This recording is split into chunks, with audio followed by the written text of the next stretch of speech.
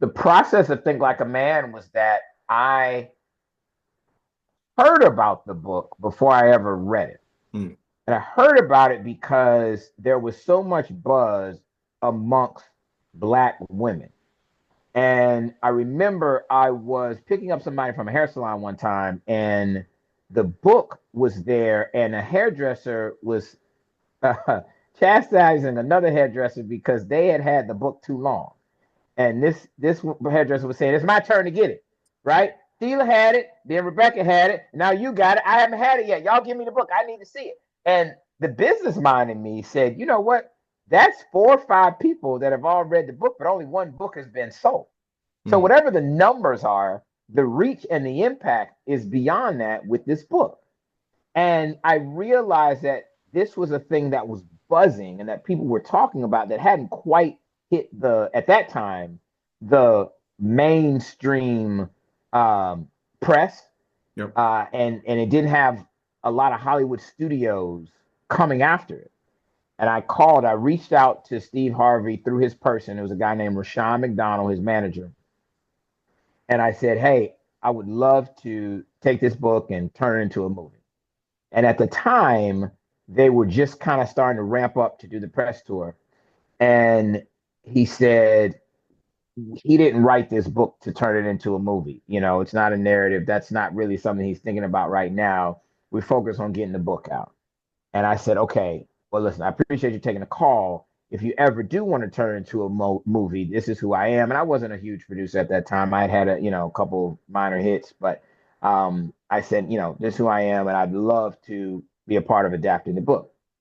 And shortly thereafter, the book blew up and had full on mainstream success and was, number one on all the lists. And he was sitting down with Oprah multiple times on her show. Like, it became a thing.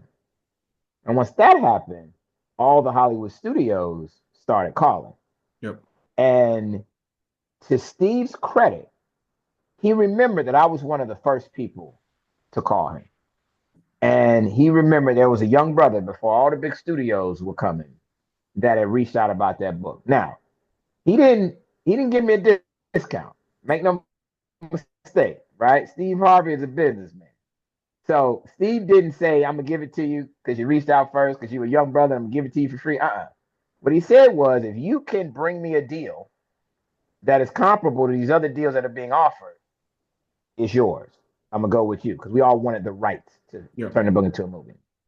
And I had a relationship with Sony Screen Gems at the time, and I went and took it to the head of Screen Gems and asked him to read the book, and he read it over the course of a weekend and came back, and we already started talking about how we would turn it into a movie. He said, "Let's do it. I'm in." And I went to Steve. Now it wasn't just me. I had a major studio backing me, and I came after that book, and we came after it hard. And to Steve's credit, he said he was true to his word, Yep. and he gave me an opportunity to make that book. In terms of adaptation, it's interesting you asked that question because we talked a lot about that. And this will give you kind of an inside peek into film strategy and into the thinking of a movie producer. So we had to figure out how to turn what was a relationship advice book into a movie. And the book didn't have a narrative, but we needed to create a narrative around the brand that was the book. And we realized that the core audience for the book was women, primarily Black women. And so we felt like going in, making the entry point into the movie, Black female characters would be number one, expected. Yep. Number two, kind of doubling down on an audience, a core audience that you already have. So we took an unconventional approach and said, we're going to tell this movie through the eyes of men, through the Mm. eyes of guys. And that's why the movie has that an incredible ensemble cast, but the central characters through whose POV we tell the narrative are Kevin Hart, Michael Ealy, Jerry Ferrara, Terrence J, uh, uh, Gary Owen, right? Romney Malco.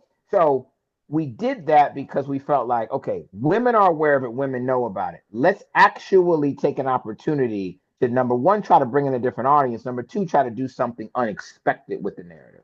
If you enjoyed that clip, make sure you head over to www.bookupapp.com to download our app so you can connect with your favorite bookish content creators, start conversations, and start your own book club.